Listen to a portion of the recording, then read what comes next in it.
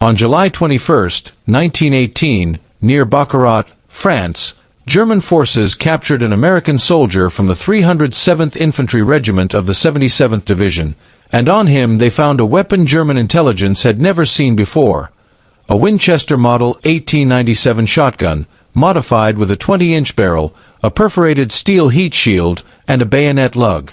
German officers examined it meticulously, measuring its short barrel, inspecting the pump-action mechanism, testing the trigger, and firing captured American ammunition that released 9.33 caliber lead pellets with each shell. They observed that at 10 meters its shot spread to a meter wide, and at 20 meters nearly 2 meters, meaning a single trigger pull could strike multiple men simultaneously.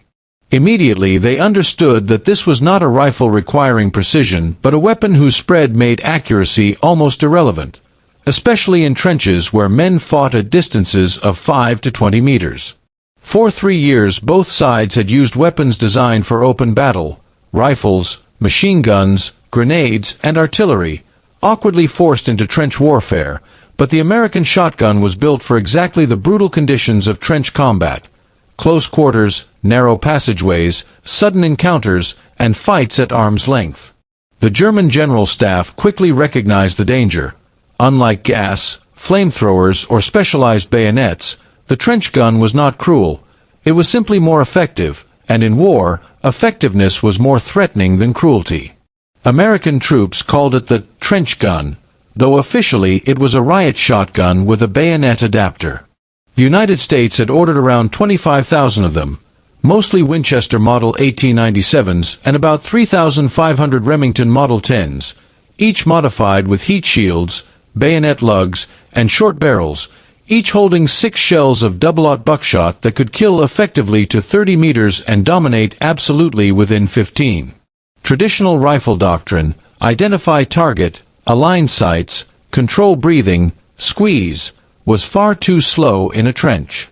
The shotgun's 9-pellet spread multiplied hit probability 9-fold and allowed inexperienced soldiers to be nearly as effective as veterans.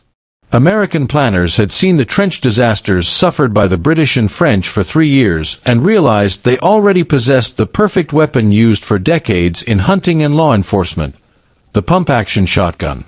William G. Eager, a civilian engineer from Valdosta, Georgia, articulated this insight in a detailed engineering report in 1917. Having studied British and French trench fighting, he proposed modifying commercial shotguns with shortened barrels, heat shields, bayonet lugs, and sling swivels, recommending both pump-action and semi-automatic models. His report reached the War Department, and General Pershing endorsed it immediately. He had seen the shotgun's effectiveness in the Philippines. By November 1917, contracts went out to Winchester and Remington to modify existing designs quickly and cheaply. The Winchester 1897 had a unique capability: slam fire. Without a trigger disconnector, the gun fired whenever the action closed if the trigger was held down, allowing a trained soldier to empty all 6 shells, 54 pellets, in about 2 seconds. Shotguns arrived in France in early 1918, with 5,000 initially distributed, 4,000 for guarding prisoners and 1,000 for combat testing. Shotguns appeared in battle at Sicapri on April 20, 1918, where American soldiers of the 26th Division fought German stormtroopers in chaotic pre-dawn combat. Though casualties were heavy and reports unclear, soldiers who carried shotguns said the weapon changed how they fought. When German attackers rushed through fog, shotgun-armed defenders could fire rapidly at groups without precise aim, the buckshot spread striking multiple enemies almost automatically. Rifle fire required seconds. The shotgun required an instant, and that instant often meant survival. Soldiers felt more confident with shotguns, leading to more aggressive trench clearing, faster assaults, and fewer casualties. As American newspapers celebrated the victory, exaggerated but morale-boosting accounts described the trench sweeper catching German intelligence attention. Soon their analysts tracked reports of American shotguns, short-barreled, rapid-firing, devastating. Initial U.S. allocation per regiment was small, But battlefield results shifted opinions quickly. Cultural resistance to hunting guns faded as troops realized the shotgun superiority in trenches. German legal officers reviewed the weapon under Article 23(e) of the Hague Convention, arguing that multiple pellets caused unnecessary suffering, but this was motivated less by ethics than by tactical fear. Germany had pioneered poison gas, flamethrowers, sawtooth bayonets, and terror bombing. Their concern was not humanitarian. It was that American units with shotguns could clear trenches 3 times faster and reduce casualties by nearly half. Unable to counter the weapon technologically or doctrinally, Germany issued a formal diplomatic protest on September 19, 1918, delivered through Switzerland.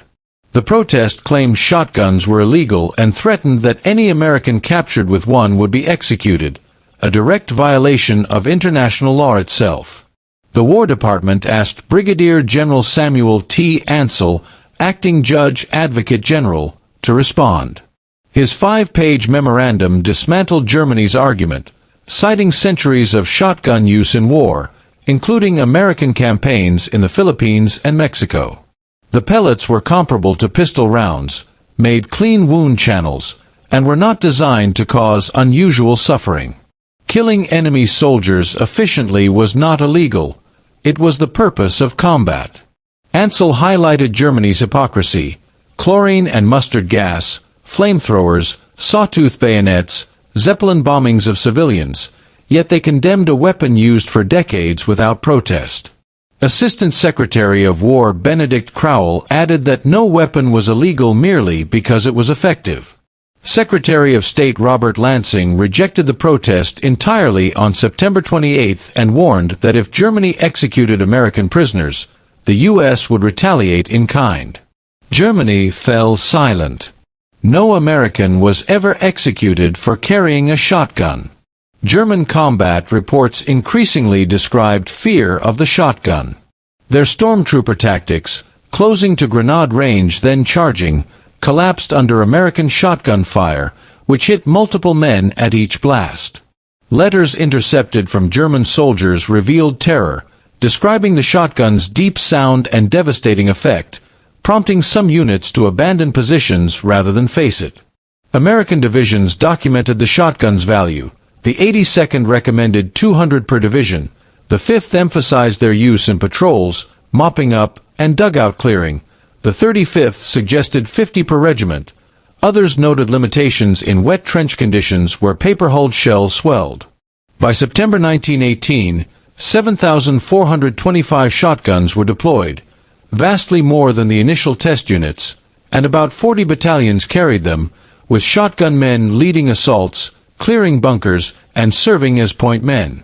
Combined arms tactics, rifles for range, machine guns for suppression, shotguns for close combat, overwhelmed German defenses long impervious to British and French attacks.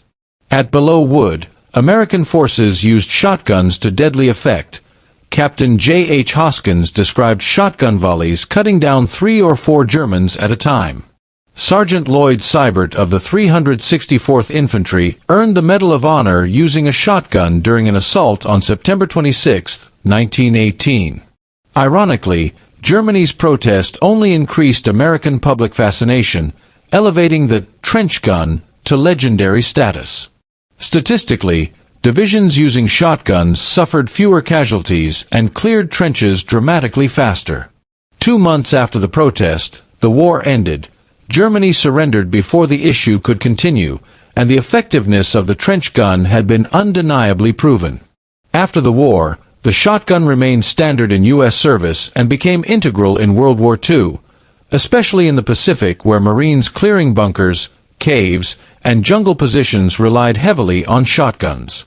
The Korean War saw continued trench use, and in Vietnam the shotgun reached widespread deployment, particularly the Remington 870, used by infantry and special forces alike in villages, jungles, and riverine operations. The same characteristics that dominated trenches in 1918, instant response, multiple projectiles, overwhelming close-range power, made it invaluable half a century later. The Winchester Model 1897 remained in limited service into the 1960s, and over 1 million were produced. John Moses Browning, its legendary designer, never lived to see its military legacy, and William Eager received no recognition for his visionary engineering proposal. General Pershing rarely mentioned the trench gun in his memoirs, yet its impact was profound. A simple American hunting shotgun became one of the most feared, tactically transformative weapons of the First World War.